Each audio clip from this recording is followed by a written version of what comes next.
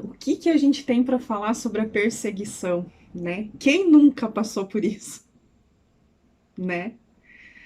Independente daquilo que nós vivemos, independente da nossa cor, da nossa raça, de onde nós viemos, todas nós, diretamente ou indiretamente, já deve ter passado por perseguição, né? Nós chegamos num tempo, nesse mundo, aonde existe tanta maldade, que se você é muito magro, não tá bom. Você é perseguido porque você é muito magro. Se você é muito gordo, você fazem bullying porque você é muito gordo. Se você é branco, existem pessoas que têm a discriminação com brancos também. Se você é negro, muitas vezes somos taxados como bandidos. É isso muitas vezes que passamos. Se você tem muita inteligência, você é perseguido porque você procura buscar inteligência demais. Então as pessoas acreditam que você se torna soberbo por isso. Mas se a gente não tem muito estudo, nós somos perseguidos e discriminados também porque não somos interessados, somos desleixados, somos relaxados. Então, em todos os sentidos. Agora, falando isso dentro do cristianismo, né? Vendo hoje como o mundo está, eu posso dizer assim que eu creio, assim, sem medo de errar, que a maior perseguição que existe hoje, dentro de todas as religiões que existem, são os cristãos. Nós somos os mais perseguidos. Vocês podem perceber, pode acontecer situações, podem fazer piadas com crente, mas vai fazer piada com alguém de uma outra religião para você ver o que acontece com você. Isso pode até dar um processo. Mas o crente, o cristão, sempre é alvo de piadas, sempre é alvo de chacota, né? Como a gente costuma dizer. Só que daí, irmãs, é uma atenção que eu quero chamar para nós nessa noite, né? Eu quero ser bem breve, assim, nessa reflexão, para que não se estenda e para que a palavra venha de encontro com o nosso coração e nós possamos, sabe, remexer isso dentro de nós depois. Mas eu pergunto, diante a tanta perseguição que existe no mundo hoje, né? E nós olhamos para os cristãos e os cristãos são os mais perseguidos. Eu deixo a pergunta para nós aqui: por que que os cristãos, por que que nós que carregamos a marca de Jesus somos os mais perseguidos? Por que que nós somos o que mais incomodamos? Os que estão à nossa volta. Então, há um tempo atrás eu conversava, né, com Deus e falava com Deus a esse respeito, né? Eu falava, Deus, nossa, como os crentes são perseguidos, né? Como os crentes são discriminados. Muitas vezes nós, né, nós olhamos as pessoas falando, olha lá, é crente, tem que ser crente para fazer isso. Se fosse de qualquer outro tipo, de qualquer outra religião, não agiria dessa forma, mas tem que ser crente, porque é religioso, porque é muito certinho, porque é muito correto, porque faz as coisas muito nos conforme. Ah, é muita santidade, é muito santo pro meu gosto. Quantas vezes nós ouvimos isso em meio às perseguições? É muita santidade que carrega. Ah, não, quer ser muito perfeito. Então, o que eu entendo com isso diante a essa perseguição? Eu acredito muito naquilo que a palavra de Deus nos fala, porque se nós formos para a palavra de Deus, nós vamos encontrar assim diversos versículos aonde a Bíblia nos encoraja, né, a passar pelas perseguições e crer que no final o Senhor vai nos ajudar a passar pelas perseguições e glorificar o nome do Senhor mesmo em meio às perseguições. Porque no momento que nós passamos pelas perseguições, não é bom a gente sofrer esse tipo de coisa. Ninguém gosta de ser discriminado, ninguém gosta de ser perseguido, ninguém gosta de passar por situações de constrangimento, como muitas vezes talvez muitas de nós aqui já passamos, nos sentimos constrangidas, talvez por comentários de outras pessoas, né? Nos sentimos às vezes coagidas por comentários de outras pessoas. Só que o que que acontece? O que que eu entendo diante disso? Eu entendo que se hoje o cristianismo são aqueles, né, os cristãos são aqueles que mais são perseguidos, eu tenho a convicção que quanto mais perseguição nós sofremos, é porque mais diferença nós fazemos sobre essa terra. Porque aquele que passa em branco, aquele que não faz diferença, O inimigo não vai usar pessoas contra a vida desses. Mas o inferno vai usar pessoas contra as nossas vidas para nos perseguir como cristãos, porque o inimigo sabe o poder que existe numa igreja que se levanta em buscar uma vida correta diante da presença do Senhor. O inimigo sabe o poder que a igreja tem quando a igreja se reúne para orar. Quando a igreja se reúne para fazer a diferença nessa terra. Quando a igreja se reúne para proclamar a palavra de Deus. Só que muitas vezes nós, com os olhos humanos, nós não podemos ser hipócritas e dizer que, mediante todas as perseguições, nós ficamos contentes, né? Porque nós temos o nosso lado humano também, que muitas vezes chora, muitas vezes sofre, muitas vezes acha ruim, não concorda com aquilo que passa, com aquilo que enfrenta, diante a essas perseguições. Só que se nós formos olhar isso à luz da palavra, a Bíblia vai dizer que bem-aventurado aqueles que são perseguidos. E vai nos falar também que nós podemos ver na palavra de Deus que Jesus mesmo, quando se fez homem e pisou nessa terra, ele foi perseguido até o momento da crucificação. Em todo momento tentavam encontrar coisas contra Jesus, ele na santidade dele, como o nosso rei, a nossa majestade, mas a todo momento ele era perseguido, ele era rejeitado, ele era discriminado, em todo momento. Então, o que nós precisamos conseguir entender para que nós venhamos a ser consolados diante da perseguição, né? Porque o que acontece? No tempo que nós estamos vivendo hoje, a tendência da perseguição com os cristãos é aumentar cada vez mais.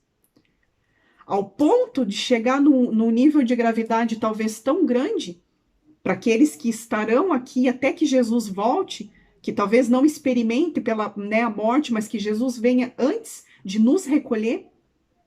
Só que vai chegar um tempo, e isso já tem acontecido com algumas pessoas, alguns cristãos em algumas partes do mundo, que já existem pessoas morrendo por amor ao Evangelho. Já existem pessoas vivendo um nível de perseguição onde ela precisa, ou ela nega a Jesus, ou ela morre. E quantos cristãos hoje têm perdido as suas vidas por não negar a Cristo? Agora, a pergunta que eu deixo para nós nessa noite é que nós venhamos a nos colocar no lugar dessas pessoas e venhamos a pensar assim, e se isso acontecer comigo? Se chegar um tempo, talvez aí que estoure uma guerra por toda parte do mundo, nós não sabemos para onde isso vai caminhar. Mas ao ponto de começarem a invadir as nossas casas e talvez com uma arma apontada na nossa cabeça, mandar com que a gente negue a Jesus, senão nós morremos. Quantas de nós estamos preparadas para caso isso vier a acontecer? Porque ninguém está livre disso. Se a gente lê as notícias, nós já vemos crentes passando por isso. E não é só em países extremistas, não. Tem muitos países que até então, parte desses lugares eram habitados por cristãos que já estão sofrendo perseguições. Já existem pessoas que, por proclamar a palavra de Deus, estão sendo presos por conta disso. Então, a tendência é cada vez mais a perseguição aumentar sobre o mundo. Agora, o que nós precisamos buscar no Senhor, força, discernimento, é de saber o quanto nós estamos enraizadas em Cristo, a ponto de que se isso chegar em nós, o que nós vamos fazer com isso? Qual é a nossa reação? Qual que vai ser o nosso posicionamento se isso acontecer com a gente? Se hoje talvez você passar por uma situação onde alguém questione você, discrimine você, julgue você por conta da palavra de Deus que você carrega. Qual que vai ser a tua postura diante dessa pessoa? Porque existem pessoas que servem a Deus, mas muitas vezes têm vergonha de dizer que é cristão. Às vezes está no meio de rodas de pessoas onde ali ninguém é crente, ninguém acredita em Jesus. E muitas vezes essas pessoas acabam negando o nome de Deus, acabam não falando de Jesus por medo do que as pessoas vão pensar. Então, às vezes eu me pego pensando e digo assim, Deus, se no meio de situações assim as pessoas já negam a ti, imagina se chegar uma situação de uma perseguição direta ao ponto de alguém dizer assim, ou você nega Jesus ou você morre agora. Então, nós precisamos caminhar sobre essa terra, enxergando que isso pode ser uma realidade muito próxima sobre as nossas vidas. Porque às vezes nós estamos vivendo as nossas vidas na nossa correria, no nosso dia a dia, dentro das nossas responsabilidades. E às vezes nós somos tocadas e comovidas com as situações que acontecem à nossa volta quando nós ligamos a televisão e vemos que existem pessoas sofrendo esse tipo de coisa. Só que quando nós desligamos a televisão e nós voltamos a viver a nossa vida normalmente, não significa que essas pessoas que estão morrendo por amor a Jesus, essas pessoas que estão sendo perseguidas, essas pessoas que estão sofrendo, que estão presas, não significa que essas pessoas estão livres quando a gente desliga a televisão. Porque, infelizmente, às vezes, nós somos movidas pela emoção daquilo que nós vemos. Então, aquilo nos comove profundamente. Só que quando nós voltamos para a nossa rotina de vida, às vezes nós até esquecemos que existe um país hoje que tem inocente morrendo, sofrendo uma guerra. E talvez quantos ali no meio são crentes, né? Então, o meu entendimento com relação a essa perseguição aos cristãos, irmãs, é que nós precisamos ser realistas diante ao mundo que nós vivemos, né? Quando as coisas acontecem, isso não pode surpreender a gente, porque é bíblico, porque os acontecimentos estão na Bíblia. Tudo Jesus nos descreve na Bíblia. Se nós lermos a palavra de Deus, nós vamos ver que tudo aquilo que já tem acontecido está escrito ali. Jesus já nos preveniu daquilo que iria acontecer. Então, existem muitas coisas que já não é mais surpresa para nós, mas que nós precisamos ter um tempo de preparo para que, se isso vier bater na nossa porta, o que nós vamos fazer com isso? Né? Eu anotei alguns versículos bíblicos aqui, depois, se vocês quiserem, vocês podem ler, amém? Eu não vou pedir para abrir agora, porque senão vai ficar muito extenso, para que a gente consiga terminar no horário. Mas eu vou ler aqui alguns versículos onde a Bíblia fala diretamente sobre a perseguição, né? E a palavra de Deus diz assim, depois no final eu passo as referências para quem quiser anotar. Mateus 5,10. Bem-aventurados perseguidos por causa da justiça, pois deles é o reino dos céus. O reino dos céus é para esses. É para quem entende que a bem-aventurança está na perseguição. Aquilo que nós enxergamos como algo ruim é aquilo que Deus mostra para nós que gera em nós uma bem-aventurança. Porque assim como Jesus foi perseguido e não foi livrado disso, quem dirá nós que seremos livrados da perseguição? Porque até mesmo a perseguição nos ensina a nos posicionar e mostrar para nós se nós verdadeiramente servimos a um Deus que nós pregamos dele. Se nós estamos dispostos realmente a passar por toda e qualquer situação, por amor a esse Jesus.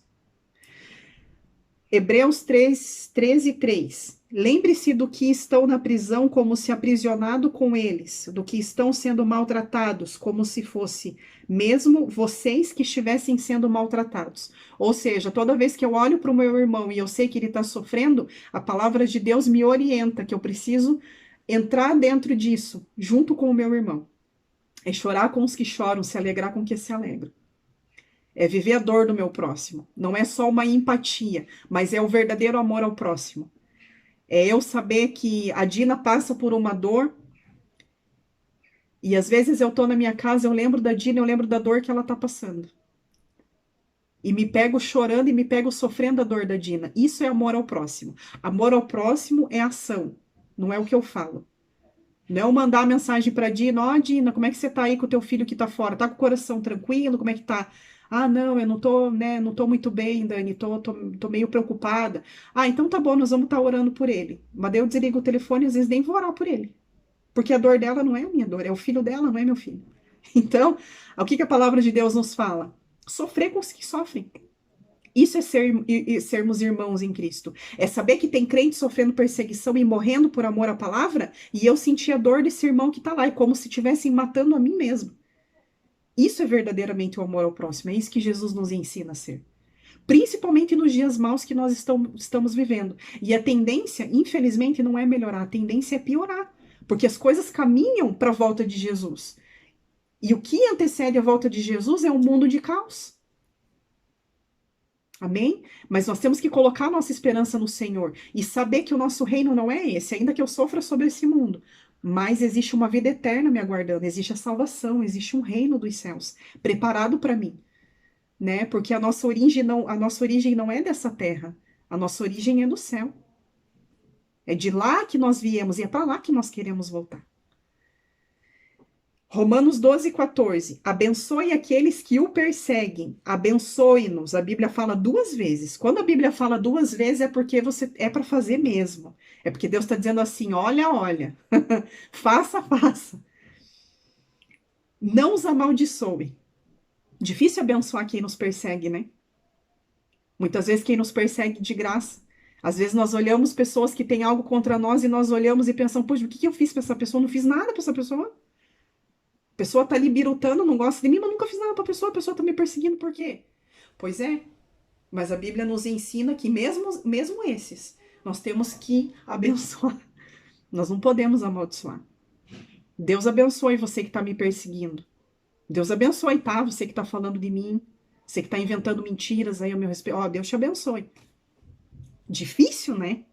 Pra gente, como pessoas, não dá pra gente ser hipócrita e falar que é fácil.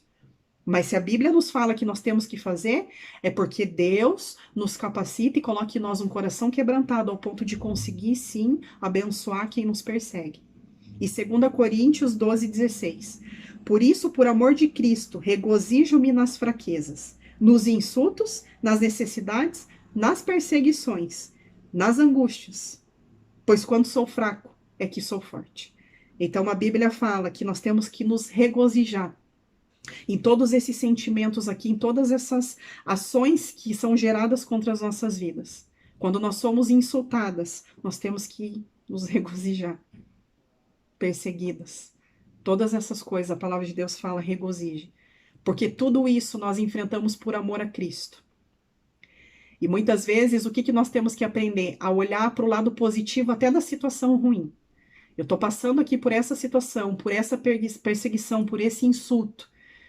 Tem injustiças que eu sinto que eu estou sofrendo, talvez eu acredito que eu não merecia passar por isso. Mas o que eu tenho que fazer com isso? Eu tenho que tirar coisas boas disso. Eu tenho que pensar assim, falar assim para Deus: Deus, por que eu estou passando por isso? Não, a gente não vai perguntar por que nós estamos passando por isso, porque o porquê nós sabemos, porque nós somos crentes, porque nós somos cristãos, porque nós carregamos a marca de Jesus. Quem carrega a marca de Jesus é o sal nessa terra, faz a diferença por onde passa. Então nós sabemos o porquê nós somos perseguidos. Agora, a nossa pergunta para Deus tem que ser o quê? Deus, o que eu tenho para aprender com isso? Quais são as lições que eu tenho que tirar do meio de toda essa situação que eu estou passando, que eu vejo que está vindo contra a minha vida? E o que eu vou fazer com isso ao meu favor? Né? Então, e tem umas outras referências aqui também, em Romanos 8, 35, 37, 2 Timóteo fala também sobre a perseguição, 2 Coríntios, 1 Pedro, todos esses versículos, a palavra de Deus vai falar diretamente aqui ou indiretamente a respeito desse tema que nós falamos aqui hoje. E em todos esses versículos, o Senhor vai nos mostrar que no meio dessas situações, nós não temos que nos entristecer, mas que nós temos que nos sentir, parece esquisito, mas nós temos que nos sentir privilegiados por passar por situações assim. Demorou muitos anos da minha vida para eu entender que cada uma dessas coisas que eu passava não era para o meu mal, mas era pelo meu bem. Que eu não tinha que me ofender com aquilo que acontecia, mas que eu precisava entender que Deus permitia coisas assim na minha vida para poder me lapidar, para poder me ensinar. Ao ponto de eu chegar no ponto de eu ver uma pessoa insultando, de eu ver uma pessoa me afrontando e eu calada, sem dar resposta. E olha que para mim não era fácil, porque eu sempre fui muito assim, toma lá da cá. Você falou, você vai ouvir. Você insultou, você vai receber o dobro. Você fez, então você vai se responsabilizar por aquilo que você fez. Então, aquilo do não levar o desaforo para casa, né? Até que Deus veio, permitiu tantas situações, ao ponto que fugiu do meu controle, que eu já não tinha nem mais resposta para dar, já não tinha nem mais o que fazer, a não ser me conformar. e entender que Deus permitia situações difíceis, pessoas difíceis, perseguições, que não era para tratar essas pessoas, mas era para tratar a mim mesma, para eu entender que servir a Deus é enfrentar tudo isso que nós enfrentamos. E só permanece com esse Deus aquele que realmente tem a convicção e tem o seu amor, a sua base firmada nele, em dizer assim: Jesus, independente daquilo que eu passar, eu continuo contigo até o fim. Se preciso for morrer pela tua palavra, eu morro, porque eu sei que essa vida aqui é passageira. Não preciso me preocupar com esse mundo aqui. A Bíblia fala que morrer é lucro. Quando nós temos uma vida com Deus, a morte é lucro, né? Então, a reflexão que eu deixo para nós nessa noite é isso. É o quanto nós estamos dispostas, né, a enfrentar, a passar e às vezes se calar diante das perseguições que nós passamos, diante das situações que nós vivemos. O quanto nós estamos dispostas a aprender com tudo isso que nós passamos. E aí entender que cada uma das perseguições não são fáceis. E talvez isso até piore, mas que nós possamos saber quem nós somos em Deus. Saber que diante aos insultos, às perseguições, por mais que digam qualquer coisa ao nosso respeito, nos persigam, é nós sabermos quem nós somos em Deus e o que Deus fala ao nosso respeito. Nós somos aquilo que Deus diz que nós somos. Nós não somos aquilo que o perseguidor diz que nós somos. Aquilo que os inimigos falam. Não. A nossa identidade está em Deus. E é esse o entendimento que nós temos que ter. Porque a partir do momento que nós temos a convicção que nós queremos a Jesus até o fim, nada dessas coisas vai abalar as nossas estruturas. Nós podemos até nos entristecer, até nos chatear, às vezes até derramar lágrimas por isso no momento ali. Só que depois nós enxugamos a lágrima, o sofrimento passa e vida que segue. Vamos continuar caminhando para frente, para a próxima perseguição que vai aparecer. Porque essa é a vida do crente. Então é por isso que eu digo, para a gente servir a Deus, a gente tem que ter muita certeza que a gente quer realmente servir a Deus. Porque a partir do momento que nós tomamos a decisão, não devemos olhar para trás. E nós devemos continuar prosseguindo para o alvo. E o alvo não está sobre essa terra. O alvo está no céu. O alvo está na eternidade. O alvo está na nossa salvação. É isso que importa. Nada mais além do que isso. Então, se Jesus passou por todas essas coisas, nós também vamos passar. Mas a boa notícia disso é que em tudo o Senhor estará conosco, nos fortalecendo. E em cada situação, nos lembrando quem nós somos para Ele e o alto preço que Ele pagou naquela cruz por amor às nossas vidas. Nós somos compradas por um alto preço, significa que nós temos um valor muito alto para o Senhor.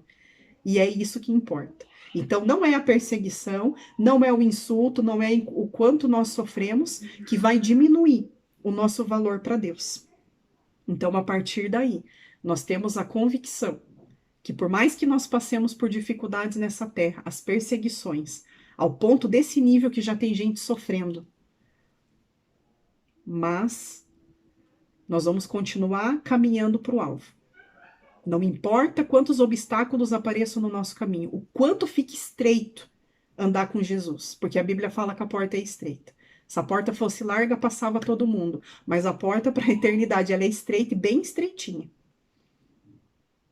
E é estreita por quê? Porque nós temos que ter o posicionamento de entender que nós vamos passar por todas essas coisas. Bem-vindo à vida com o Senhor. E glória a Deus por isso. Porque se Ele permite, é porque Ele sabe que Ele nos torna forte para conseguir enfrentar cada uma dessas coisas. Então, que nós não venhamos esmorecer, independente daquilo que nós passarmos, seja o insulto, seja a perseguição, seja a discriminação, não importa. Se tem pessoa que gosta da gente ou não gosta, gosta de branco, gosta do preto, o problema é de vocês, eu não tenho nada a ver com isso. Deus me fez única, Deus me fez branca, me fez perfeita, me fez linda, a imagem e semelhança dele. Deus me fez negra, com uma cor maravilhosa, e se Jesus for negro, e daí? Se a gente for sentar para ler a palavra de Deus e começar a ler daquele tempo, Muito provavelmente, pelas características que a palavra de Deus nos mostra, Jesus tinha a pele um pouco escurecida, porque ele caminhava muito debaixo do sol para poder proclamar a palavra de Deus. Ele e os discípulos, eles não tinham uma morada fixa, eles andavam de um lugar para o outro, não tinha um avião naquela época para eles pregarem a Jesus e as igrejas iam abençoar eles lá com um valor de oferta. Não, era ralando, era caminhando. Quanto sol Jesus não pegava? Quem garante que Jesus não tinha a pele escurecida? Imagina se Jesus volta e ele é um baita né? Então nós não, sabe, nós não podemos nos deixar abater por conta disso. Pelo contrário, a gente olhar no espelho e se amar, sabe? Dizer assim, eu tô um pouquinho acima do peso, mas eu sou linda do mesmo jeito. Tô tentando emagrecer. Não tá fácil, mas eu vou conseguir, porque Deus me fez magra, eu vou voltar a ser magra. Ah, eu tenho a pele escura. Eu sou linda, porque a minha pele é única, a minha cor é única. Ah, eu sou muito magra. Então eu vou tentar ganhar um pouquinho mais de peso aqui, se isso me incomoda. Mas eu preciso olhar para dentro de mim e saber quem eu sou. Ah, eu tenho o cabelo. A Júlia que fala, né, mãe, eu queria ter nascido com o cabelo tonho, ela brinca. Ela brinca não, na verdade ela fala sério. Ela fala assim, mãe, eu queria muito ter nascido de cor escura. Ela fala. Vou trazer ela aqui para vocês, ela fala, mãe, não queria ter nascido branca. Eu queria ter nascido escura, porque as minhas amigas são todas escurinhas. E eu amo minhas amigas, eu queria ter o cabelo tonho, não queria ter o cabelo liso assim. E eu falo, filha, economia não. O cabelo assim, mãe, né? Ela queria falar, queria ter o cabelo tonho assim, ó, mãe. Eu queria. Os meninos que ela acha mais bonitos na escola dela são os de cor escura. Ela ama. É os amigos dela. E eu falo pra ela, filha, você tem que se amar do jeito que você é. Se Deus te fez um pouquinho polaquinha, porque teu pai é polaco, né? Se ame desse jeito. Mas em contrapartida disso, eu fico muito feliz de saber, sabe, o valor, a honra que ela dá para isso, enquanto tantas pessoas discriminam. E é um absurdo isso, saber que existe isso ainda sobre o mundo, sabe? Saber que tem pessoas que sofrem discriminação ainda. Não tem, tipo, não tem lógica isso, não tem cabimento saber que tem pessoas que sofrem discriminação por conta da cor. Não tem nada a ver isso, não faz sentido nenhum, sentido nenhum. Nem parece que o nosso Pai é o mesmo, que é Deus, que nos fez únicas. A imagem e semelhança dele não importa a cor, né?